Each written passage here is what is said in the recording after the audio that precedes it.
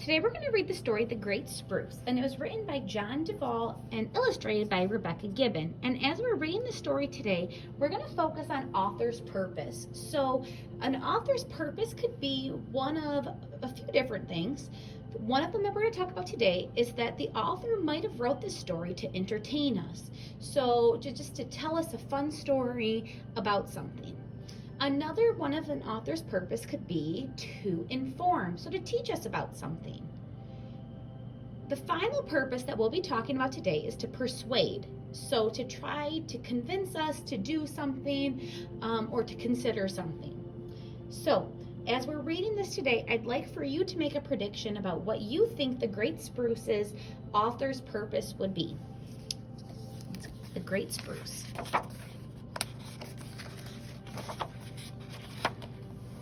Alec loved to climb trees. He climbed all the trees in town. The little apple trees, the wide willow trees, and even the tall locust trees. But the tree he liked to climb the most was the great spruce.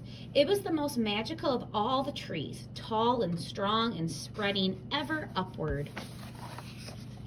His grandpa told him many times the story of the year he transplanted the tree, a long time before Alec was born. Digging carefully, he moved the little spruce from the shade of the forest floor to a sunny spot where the tree could stretch his arms and reach for the sky.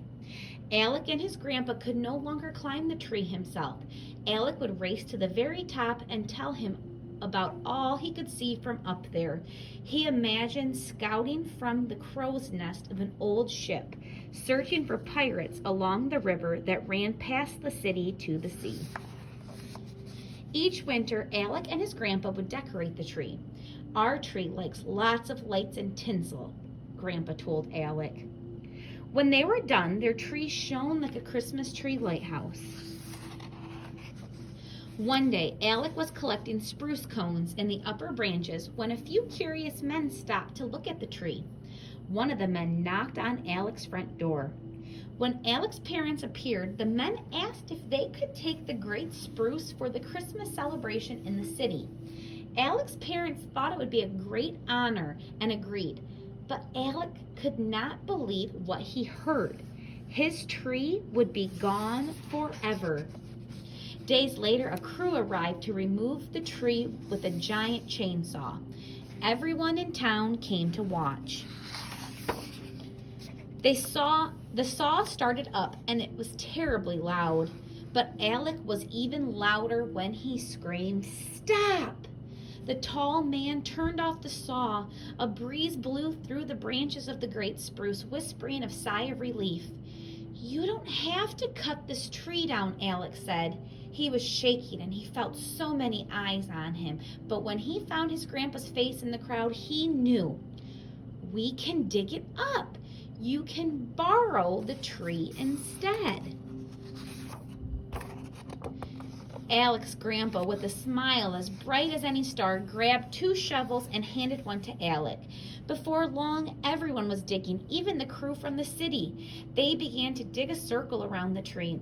When they finished digging, they wrapped the tree's huge root ball with burlap and big, thick rope. The city sent a tugboat with a mighty crane to lift the tree from the earth and hoist it onto the boat. The crew asked Alec if he'd like to join them on the voyage down the river to the city.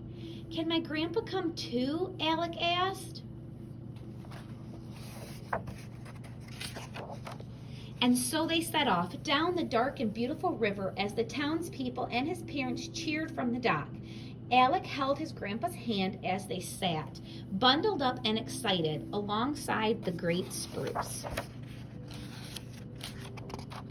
When the tugboat pulled up to the city dock, the crane placed the tree in the bed of a giant sleigh, which was waiting with a team of horses to take the great spruce on the last leg of its journey. Up close, the city smelled like smoke, and wind blew through the tall buildings.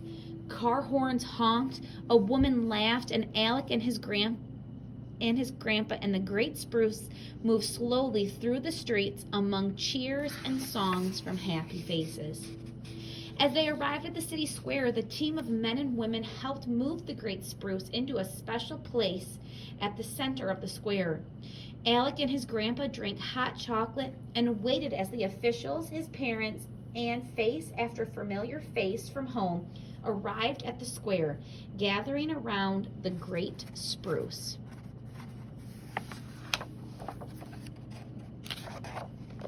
Finally, an official, tall and dressed in a fancy suit, announced to all gathered, "This is our young friend Alec, who is lending us his tree for the holiday. Please help me thank him as he throws the switch."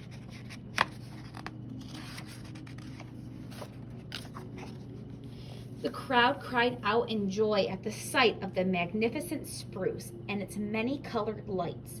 It smelled like Christmas, and a hush fell over the city for just a minute. Suddenly, a young girl atop her father's shoulder shouted, "It's the most wonderful tree in the world. Can it stay here forever?" "We're just visiting," said Alec. "But here, take this cone. It has seeds inside.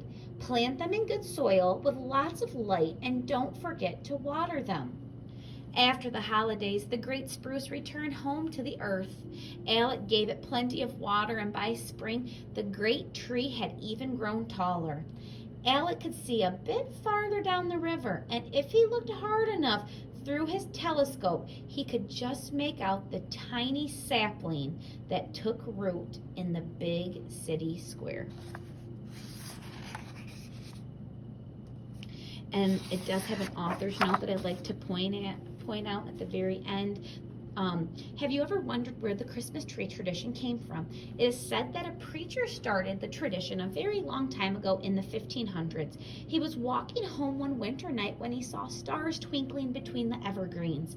It was such a beautiful sight, he went right home to recreate the scene for his family. He put a tree in the main room and fastened its branches with lighted candles. His family agreed it was beautiful. In an effort to bring some of that same beauty and cheer during the Great Depression, construction workers placed a freshly cut 20-foot balsam tree in New York City's Rockefeller Center, decorating it with tin cans and garlands. The tradition continues annually until almost 10 years later, where the center decided for the first time to bring in 3 living trees. The tallest measured 50 feet. After the holiday, the live spruce trees were replanted on Long Island estates where they came from. And for the next few years, the center continued to celebrate with living trees. But then the tradition changed again, likely because it costs more money and takes more work to dig and move a tree than it does to cut one down. The center returned to installing cut trees. But just imagine if that very first tree used to celebrate at Rockefeller Center in 1931 had been dug and replanted. It might still be alive today. For a long time now, I've been moving live trees and watching them grow beautifully for years. I work to keep trees alive every chance I get. There's no need to cut down a tree for people to enjoy. If a tree can live to be hundreds of years old, then why not let it? After all, trees give life to other trees around them. Their leaves and needles fall each year and provide essential food for the earth, and they are a habitat for birds, bugs, and many of our other friends in the forest. And don't forget, one of a tree's other important jobs, they provide a place for kids to climb high and look out over the world, perhaps seeing things that no one can. And then they go ahead and show the steps of transplanting a tree. So, in photo 1, after the lower branches are carefully tied up to provide room to dig, the digging operation begins. Photo 2, very sharp shovels, picks, and pruning shears are used to care for the roots as they dig. Photo 3, when the digging is done, burlap and twine are set out to wrap the root ball. 4, the root ball is tied in a drum lace pattern to secure the soil and roots. And photo 5, all secure, the tree is ready to move. And that's the end. So first graders, let's go back to talking about the author's purpose. When I first started to read this story, I don't know about you, but I thought that the author's purpose may be just to entertain and to tell us a story. But then as I got to the very end of the book, I realized that not only was it to entertain, but it also kind of informed us about some things, didn't it? It told us how to transplant a tree. It told us all about the history of bringing Christmas trees to New York City. So we learned a lot, but we also were entertained. So the author had two purposes in this story. I hope you enjoyed The Great Spruce.